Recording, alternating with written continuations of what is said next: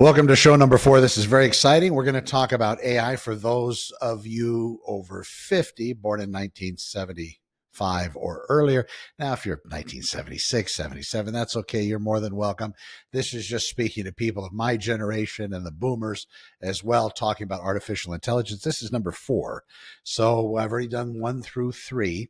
You can find those episodes just to kind of catch up if you'd like to by going to the number 1 or 2 or 3, 1.honorelevate.com or 2.honorelevate. I'm going to do 17 of these, maybe more, but that's what's at least slotted for production. So let's get to it. All right, episode 4. Welcome back. If you're watching this, you made it through episodes 1, 2, and 3, hopefully. And if not, please check them out. I built actual web pages with AI just to display the shows and the notes so you can at least get a head start on AI and wrapping your mind around it if that's where you want to be. So you understand AI's here, and it's smart. It's getting smarter. It can impersonate your voice and, of course, your likeness. Now we're going to need to talk about something that's probably more dangerous than deepfakes or voice cloning, and that's something that's already happening to you right now, and I'm talking about algorithmic manipulation. Yeah. If you're born before 1975, you're in your 50s or older, you might be thinking, well, Connor, I don't really spend that much time on social media. I'm not on TikTok all day scrolling. I don't care about Instagram. Maybe I check Facebook once a week. Well, here's the thing. It doesn't matter. If you don't actually have to be addicted to social media for these algorithms to be manipulating you. And if you do spend time on these platforms, which many of us do, then this is going to be critical. So in this episode, we're going to break down exactly how algorithms manipulate you, why they work, and most importantly, what you can do about it. Now, this isn't theory. It's not speculation either. This is how the system works right now, and understanding it might be the most important thing you do for your mental health, your family's well-being, and protecting your retirement. So let's dive in. We're going to talk about the attention economy first. Now, here's the baseline. You have to understand that social media platforms like Facebook, Instagram, TikTok, and YouTube, they're not actually in the business of social media. They're in the business of selling your attention. Think of it this way. You go to Facebook, you don't pay money to Facebook, right? It's free. But you are paying. You're paying with your attention. And that attention is incredibly valuable. Why? Well, because advertisers will pay billions of dollars to get in front of your eyeballs for just a few seconds. So that's the business model. It's Facebook's job to keep you on the platform as long as possible. The longer you're there, the more ads you see, the more money they make. That's it. That's the whole game. Now, back in our day, back in the 80s and 90s, companies had to follow basic rules. If they wanted to manipulate you, and believe me, they did, there were limits. You'd see an ad on TV, and it was the same ad everyone saw. Billboard on the freeway, again, everybody drove by, saw the same thing. Now, digital billboards, maybe being tied to your location, being enacted on your phone. It's going to change that just for you, but this is something coming, not that's really here yet, at least not that I know of. But AI changed all that. So now artificial intelligence is going to make it so it's your version of Instagram is completely different from your neighbor's version. Your version of Facebook is, again, completely different than somebody else in your family's version of Facebook. Instagram as well. All of it is different. It's all customized on what makes you stay on the platform the longest. And here's where it gets interesting. AI has figured out exactly what makes you stay. It's not the happy stuff. It's actually not the cute puppies either, or the cats. It's not your grandkids' photos, even though that's what you think you're there for. What really keeps you glued? It's anger, outrage, fear, frustration, and conflict. That's the secret. So once AI figures out what makes you specifically angry, you insert your name, your political beliefs, your values, your worldview, it feeds you more of it over and over and over until you can't look away and hours go by with you scrolling. That's manipulation, and it's happening to you right now, whether you're aware of it or not. Okay, so let's get into the neuroscience just for a second. And don't worry, I'm going to explain it in a way that it makes sense. Your brain has a chemical called dopamine. I'm sure you've heard of it. It's a neurotransmitter. It's not exactly pleasure. It's more like anticipation. It's that feeling you get before something good happens. It's during our hunting mode where we feel it a lot. It's the search for something, the want, the desire, That's dopamine. So when you check your phone and see a notification, your brain releases a little bit of dopamine. Why? Well, because the brain thinks, oh, maybe this is important. Maybe someone I care about texted me. Maybe something interesting happened. Your dopamine spikes, you reach for the phone. And here's the thing. If it's actually interesting, you get another dopamine hit, like a double bonus. But even if it's not interesting, some random notification, some ad, some comment from a stranger, your brain still got the dopamine rush from the anticipation. So you keep checking, you keep scrolling, you're chasing the dopamine hit. Now, here's where AI comes in. AI has studied billions of human interactions. It's got our entire playbook. It knows more than you know about yourself, what will trigger your dopamine release. It knows the exact thumbnail that will make you click. It knows the exact words in a headline that will make you feel compelled to read. It knows the exact video length that will keep you watching. And more importantly, it knows what makes you specifically fall for it. Because it's been watching you, it knows your patterns. It knows you've clicked on what you clicked on before. It knows what you've paused on. It knows what you've scrolled past. It knows what made you angry last week. And it uses all of that to predict that you will click this thing. The platforms call it personalization. They say, well, we're just showing you content that you're interested in. But it's more sinister than that, because AI isn't just showing you what you're interested in. It's algorithmically amplifying the things that are most engaging. And engagement in the social media world means outrage. So if you're a little bit interested in a political topic, for example, the algorithm doesn't show you moderate stuff. It shows you the most extreme version of that take, because extreme gets engagement. Extreme gets clicks. Extreme gets anger. And anger is the most powerful dopamine trigger of all. So you end up scrolling down a rabbit hole of increasingly extreme content. And you're not doing that because you want to. You're doing it because your brain is literally being hijacked by AI that understands your neurology better than you do. So that's the manipulation. Now, let me give you a real example. I'm going to use politics because it's something that affects everyone. And by this, it applies to everything, but this also applies to everything: health, religion, conspiracy theories, all of it. So let's say you're mildly interested in politics. Let's say maybe you follow some news sources on Facebook. Maybe you're slightly left-leaning or slightly right-leaning. You're probably somewhere in the middle. Let's say you're a moderate. Fair to say? Okay. So you see a post from a political commentator you would kind of agree with, you kind of like. You click on it, you read it. The algorithm notes Connor likes this particular person, this particular political topic. But it just doesn't recommend similar moderate content. It recommends the next level stuff, a more extreme version from a more extreme commentator. So I click on that, dopamine hit, algorithm knows this, and then goes to level 3, even more extreme. I click again, boom, dopamine, and it continues to happen. In about 3 weeks, for scrolling about 15 minutes a day, an algorithm can take us from moderate to conspiracy theorist, and we didn't even choose it. The algorithm guided us there. It's called algorithmic amplification, and it's by design. The platforms will tell you it's just a recommendation engine, but it's more than that. It's actively radicalizing you, not because anybody's trying to radicalize you, but because radicalization engages users. And here's the really dark part. It works on both sides. If you're right-leaning, the algorithm pushes you extreme right. If you're left-leaning, it pushes you to the extreme left. It doesn't care about the ideology. It only cares about engagement. So you end up with a situation where 50% of the country thinks one thing and the other 50% thinks the opposite thing. And there ain't nobody in the middle anymore, because the algorithms burned the middle ground like the scorched earth. Well, this isn't just damaging us personally. It's damaging to democracy. It's damaging to how we function as a society. And AI is getting better at this every single day. The scary part is the algorithms most people use aren't even the most advanced. The public-facing platforms, Facebook, Instagram, TikTok, they're using old technology. Researchers and governments and companies with access to cutting-edge AI are using systems that are exponentially more powerful. like the PlayStation models. They probably have a few generations that they haven't released yet because they're trying to get their money out.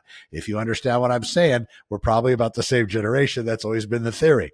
But they're holding on to models that they're still iterating with, developing, building, that are going to be strides and strides above where they currently have it. And these governments, these researchers, these companies have access to cutting edge tools that are just so beyond what we're even experiencing today. So the manipulation you're experiencing on your phone, it's the beginner version.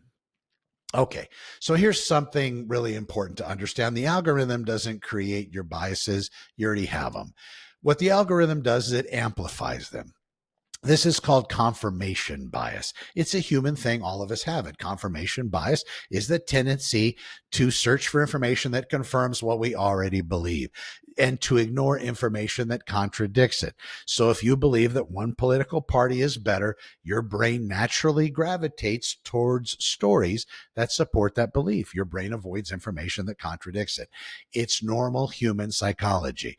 But AI has weaponized confirmation bias. Here's how. So the algorithm knows your biases probably better than you do. It's watched thousands of your interactions. It knows what you believe. It knows if it shows you content that confirms your existing beliefs, you're going to engage with it, you'll share it, you'll comment on it, and you'll stay on the platform longer. So the algorithm shows you only the content that confirms what you already believe. This creates something called an echo chamber. You've probably heard that. You're surrounded by information that all says the same thing. Every one you follow agrees with you. Every story you see supports your worldview. Every comment supports your worldview as well. And the alternative viewpoint, you never see it. Or when you do, you see it in its most ridiculous extreme form, because that's what gets engagement. So you become more confident in your beliefs. You feel more justified. You think, well, look at all the evidence. I gotta be right. But you're not seeing all the evidence. You're only seeing the evidence the algorithm chose for you. And here's the thing, you're paying for this. You're not paying with money. You're paying with your mental health. You're paying with stress. You're paying with anxiety, and you're paying with sleep. And you're paying with your relationships, because the more extreme you become, the more you alienate people who don't share your views. And the algorithm is literally engineering you to become more extreme. So here's something that blew my mind when I first learned about it, and it's backed up by research. This is segment 5, why happy content doesn't work. So happy content, cute puppies, baby videos, cat videos, wholesome stories, that stuff gets terrible engagement on social media. Why? Well, because happy doesn't trigger dopamine in the same way. Happy content doesn't make you feel like you need to respond. You see a cute puppy video, you go, oh, that's nice, and you keep scrolling. But you see a political post that pisses you off, you can't scroll past. You have to comment, you have to argue, you have to defend your position, you have to tell that person that they're wrong, and that engagement is what the algorithm cares about. So if you're on Facebook and you notice that your feed is increasingly full of angry, divisive, upsetting content, that's not an accident. That's by design, because angry content gets engagement, and that engagement is money. The algorithm has literally learned that outrage is more profitable 100% of the time than happiness is. Think about that for a second. The system is incentivized to piss you off. Now, some of you might be thinking, well, I just scroll past the angry stuff. I don't engage with it, and that's great. But you're still seeing it. You're still being exposed to it. And exposure to outrage-inducing content has measurable negative effects on your mental health, your stress levels, your sleep, and of course, your anxiety. So even if you're not actively engaging, you're still being harmed. And the only real solution, stop using the platforms, or at a minimum, drastically limit your time on them, because these platforms are designed to be addictive, and they're designed to make you angry, and they're getting better at it every day. Now, for those of you that are still here after that, let's move on.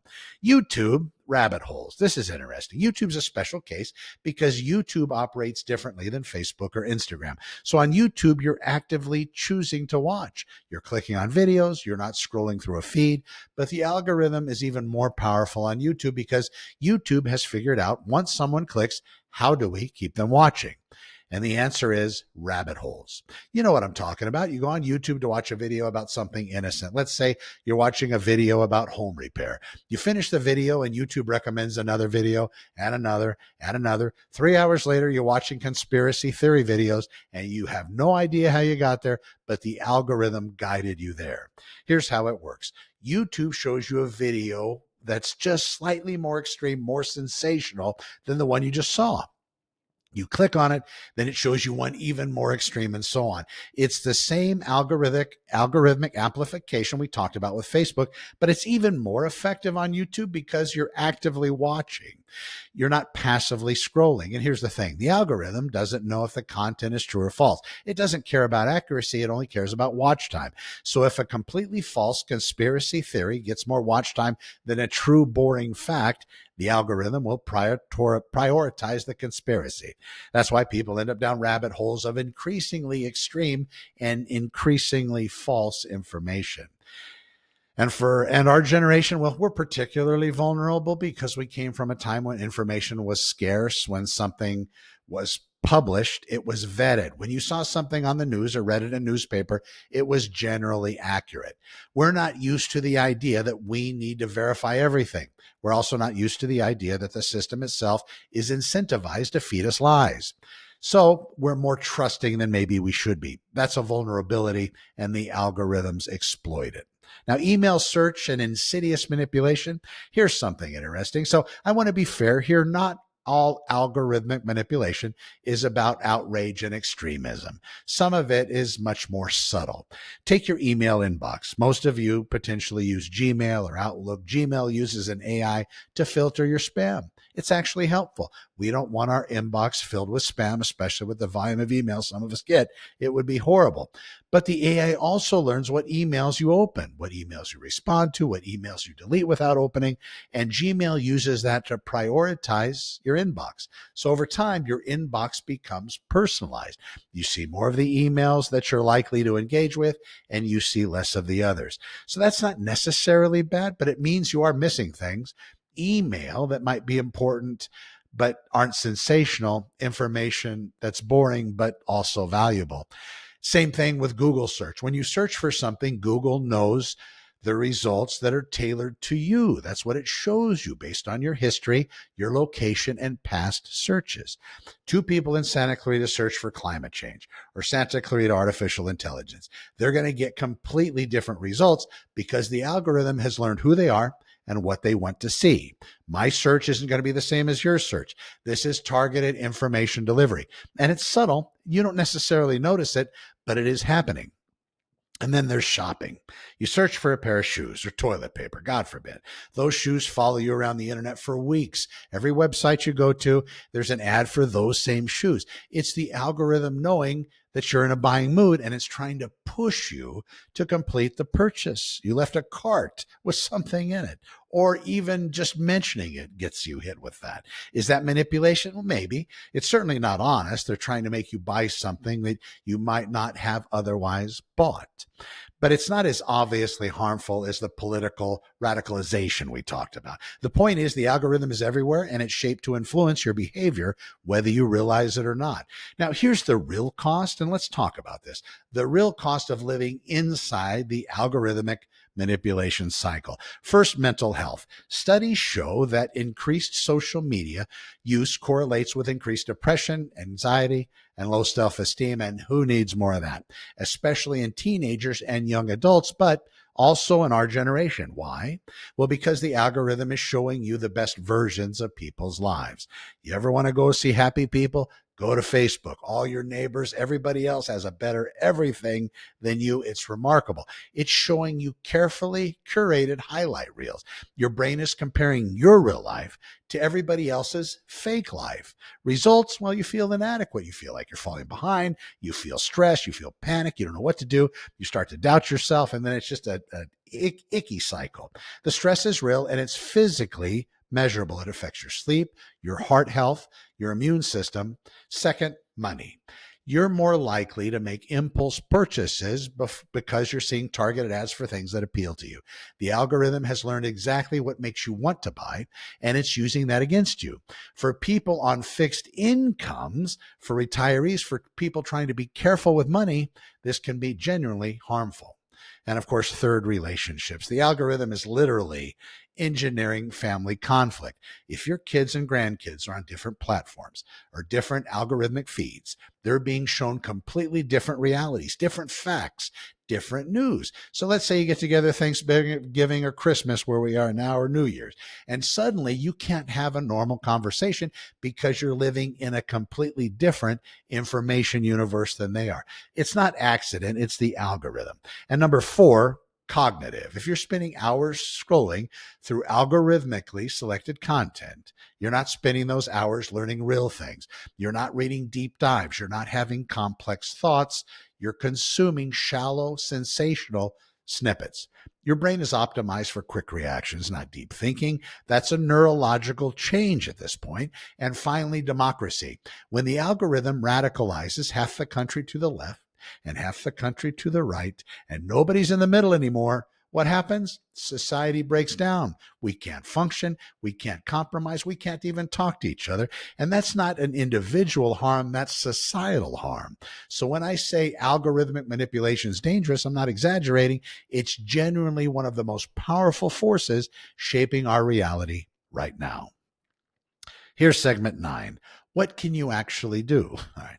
So now you're probably thinking, well, Connor, this is terrifying. What the hell do I do about it? All right. Here's some real actionable things you can do right now. Number 1, limit your social media time. I'm not saying to quit. My dad used to give me $20 a month for an allowance when I was growing up. And he said, son, I'm not saying you gotta spend it all today. You can save some till tomorrow. Well, I'm not telling you have to quit. I'm saying be intentional. Set a timer. Check it once a day, not 10 times a day. Use an app that limits your screen time. If you need to, they're available. Again, be careful that they're not trying to sell you stuff too. Because the first rule of algorithmic manipulation is they can't manipulate you if you're not on the platform. Number 2, diversity. Your information resources. Diversify your information resources. If you get your news from one platform or one source, you're vulnerable. If you're always Fox and never anything else, you're vulnerable. If you're always CNN and everything, always MSNBC, whole thing, if you're watching news in those cycles, again, you need to split it up a little bit. Read multiple news sources, watch multiple news sources, read conservative sources and liberal sources, read local news, international news. Force your brain to see from multiple perspectives. That will help us in our age range with that neuroplasticity that we seem to give up as soon as we get a little bit older in life. The algorithm wants you in an echo chamber. Actively fight that by stepping outside your comfort zone. So number 3, poison the algorithm with random searches. This is great. So this is fun. If the algorithm thinks you're interested in something, search for the opposite. If you're on one political side, so it thinks maybe you're a forever Trumper, then jump on the other side and jump on the other bandwagon. Talk about Biden being positive or Newsom being positive. Just switch it up a little bit. What's going to be interesting is you're going to watch how fast this changes to your new identity and starts to push you hard in that other direction. So search the opposite. Search for things you don't care about. Click on things you don't care about as well. Confuse the algorithm. Make its job harder. It's not going to stop it, but it's going to introduce more noise into the data that it already has about you, and it's going to get a little funnily confused. All right, so turn off personalization where you can. Facebook has settings to limit targeted ads. Google has privacy settings. YouTube has recommendations you can manage. It won't stop the algorithm. It will still trick you or track you, but it might slow down the manipulation a bit. And I'll throw out a little caveat here. I don't know the programming inside these systems and how they're aligning the AI except for what I've already talked about. But it could be that when you go try to shut something off or see less of it, it feeds you more of it because you know they know that it bothers you. And bother is where your attention would be. So play that. If you shut something off but start seeing more of it, be conscious, understand it, talk to yourself and understand what that actually is. And the light bulb will keep coming on. The more you do it, the safer you will be as a result. So Facebook has these limits. As I mentioned, it might slow it down a little bit. Use incognito mode or privacy focused browser. So Chrome, Firefox, Safari, they all have private modes, incognito modes. When you use the private mode, besides looking at things you probably shouldn't be, you're not logged into your accounts. The tracking is much harder, but again, the inside of those systems, they're not supposed to, but maybe they do. You agreed, and I put this in a couple videos ago, you agreed with the terms of service, even just to set up your smart TV. There's pages and pages of stuff you agreed to. Your iPhone, your internet, your computer. You've agreed with terms of service on every social media site you're on. And more than likely, you've probably given up rights and privacies you thought were still in place, and they're not anymore. So just understand that. Number 6, not a bad idea. Think about a VPN, a virtual private network. It masks your location, internet provider. It does make it harder for the platforms to track you. A good VPN is about $5 to $10 a month. I know another $5 or $10. Here we go. By the time we're done, we're thousands out a month, but it might be worth it for privacy. Think about it. Do your research. Number 7, this one's a little bit harder, but it's important. Develop skepticism. Maybe for our generation, it's a little bit easier. But again, we knew what it was like to kind of trust people, and that's changed quite a bit. But skepticism is your superpower as a generation. You grew up before the internet as I did. You remember the information when it was scarce and vetted. You also know what trust and verification look like. So use that. When you see something online that makes you angry, stop. You don't have to share it immediately. You don't have to comment on it. You can stop and think for a second. Ask yourself, do I know this is true? Have I verified this source with a source that I trust? Is it making me angry because it's true or because it's sensational? What's the drill? Why is it making me feel this way? And in most cases, you might find your inner child, which would be a good thing. But if something is making you very angry very quickly, it's probably designed to do that. And it's a signal to be skeptical. Number 8, teach your family, especially your grandkids and kids, about algorithmic manipulation. Don't tell them to quit social media. You're just going to have them never call you again. It's not realistic, but explain how it works. Have them develop the same skepticism you're developing, and, play that detective. Maybe you were never a cop. I was a cop for a long time. Maybe you've always kind of wanted to be a detective. Why is this being shown to me? Why am I seeing this? Why is it making me feel this way? You know what? It's going to keep your brain a lot more plastic than probably it currently is. So tell them that the app you're on is trying to make you angry. That's how it makes money. It's not your fault, but it's good to know and good to look at. Kids who understand how they're being manipulated, they're better equipped to resist it. And number 9, limit voice activation. Everything's listening. The Alexa devices, Google Home, they're always listening. Hey, Siri, all that. Always. Even when you think they're off, be careful with them, and definitely don't put them in bedrooms or bathrooms. If you really need to have a conversation, your phone's got to be somewhere else, another part of the house. You can't have anything listening to you, and you should be whispering with a radio on or something on, not an Alexa radio, but an actual AM, FM, if that's a thing, running water, flushing the toilet, I don't know. But if you really want to talk in a private way, you have to rethink your environment, because most everything is listening to us constantly because it wants to serve us. And of course, figure out that we are needing toilet paper and wants to sell us their brand. All right. So don't put them in bedrooms and bathrooms, especially if you talk in your sleep. There's a lot going on here. Number 10, this is a nuclear option. Delete your social media accounts entirely. I'm not saying you have to, but consider it. What would you lose? Your connection to extended family and friends on Facebook? Maybe that's worth something, but is it worth the manipulation? Some people decide that it's not, and they delete their accounts. But I don't do this. I need social media for my business. I completely understand the impulse, maybe taking a break, but then you have that whole thing rolling in. Everybody's doing better all of a sudden, and I need to get back on it. The point is, you have more control than you think. You're not powerless. You just have to be intentional.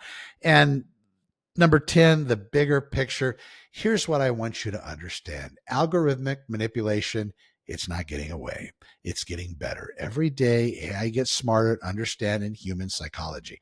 It's being controlled by people that want to really make it manipulate us into doing something that they want us to do. Every day, the platforms get better at keeping you engaged. Every day, the technology gets more sophisticated.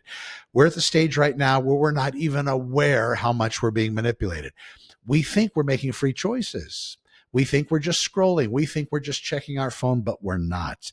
We're being guided by algorithms that understand our brains better than we understand ourselves. And here's the dark part. This is just the beginning. In the next couple of years, AI is going to be able to predict exactly what you want to see before you even know you want to see it. Personalized content with such precision that two people's versions of reality will be almost completely different. Use your voice, your face, your image, personalized deepfakes designed specifically to manipulate you, track your emotional state, and adjust the algorithm in real time to keep you engaged. This isn't science fiction. This is science fact. This is where we're headed, and we're going to be there before we know it. So what's the solution? I don't have one. I'm not sure there is one, honestly, not at a systemic level, because the platforms have no incentive to stop. Manipulation makes money. Freedom doesn't. Governments could regulate it, but they're 20 years behind in even the understanding of where everything's moving. And the tech companies are lobbying to keep regulations weak. So the best thing we can do is protect ourselves, protect our families, stay informed, stay skeptical, and try to be aware that we're being manipulated constantly. It's not a perfect solution, but it's all that I got. So now I don't want to leave you with just doom and gloom, because you have something younger generations don't have. So here's the positivity. You have perspective. You've lived in a world before algorithms. You don't know what it's like to be constantly connected. And you know what it's like to have boredom, to have downtime, to have space in your life. And you know what it was like when dad needed to use the phone. He kept screaming at you to get off the phone because he was expecting a call, because there was no invention as of an answering machine. You remember that. Well, because you know what that's like, you can choose it again. Younger people don't have that reference point. They've never known anything but algorithmic feeds. For them, it's just normal. They don't know how to opt out. But you do. You can choose to limit your time. You can choose to be skeptical. You can choose to have real conversations instead of algorithmic relationships. This is your advantage. And second, you have wisdom. You've lived long enough to see patterns. And if you made it to this point in life, born in 1975 or earlier, hell, you've earned it. You survived recessions, wars, cultural shifts, technological revolutions. We're technological gods with the morals of toddlers. You've developed BS detectors. You know when something doesn't add up. That wisdom's valuable. And if you apply that to a digital world, you can protect yourself. And third, your generation, our generation, is becoming more digitally literate. You might not be as fast as younger people. And I'm going to completely strike that, because that's not true. Some of us can run circles around a lot. But you might not spend as much time online, but maybe you are, but you're learning and you're bringing a healthy skepticism to it. So that's good. So yes, algorithmic manipulation is real and powerful, but you're not powerless. You can protect yourself. You can think critically, and you can make intentional choices. And that's what matters. All right, so let's recap what we've learned in this episode. Number one, you're being manipulated by algorithms every day. That's not an option. That's how the system is designed. The manipulation is based on psychology, neurology, and AI that understands your brain better than we do, you do. Number three, the goal is not truth or your well-being. The goal is engagement and profit. Number four, you have more control than you think. You can limit your exposure. You can be skeptical. You can choose differently. And five, your age and your experience are assets, so use them. Here's what I want you to do this week, not next month, but this week. Take a look at your own social media use. How much time are you actually spending? How much of that is you choosing to be there versus being pulled there by notifications?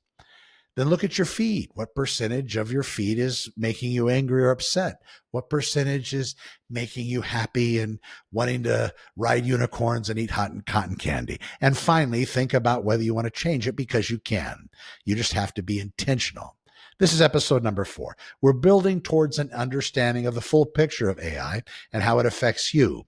By this piece, understanding algorithmic manipulation, this might be the most important thing to know, because it's happening right now. So if you know somebody, family, friend, neighbor, somebody that should hear this, please share it. Send them the link 4.honorelevate.com. That's the number 4.honorelevate.com. That's where that episode lives. And all 17 will live at a similar number, of course, in corresponding to whichever episode it happens to be. This is number 4. So if you're watching this, there could be a 5, depending on when you found it. And there definitely is a 1, 2, and 3. I hope you're well. Thank you for watching. In the next episode, we're going to talk about AI-powered scams, investment fraud, and how criminals are using AI to target people and take our money. So watch if you think about it, which, if you think about it, is an algorithmic manipulation with one goal: emptying your bank account. So you're going to want to watch that one. I'm Connor with Honor. Thank you for watching. I will see you in episode number 5. Be well, and thanks for watching.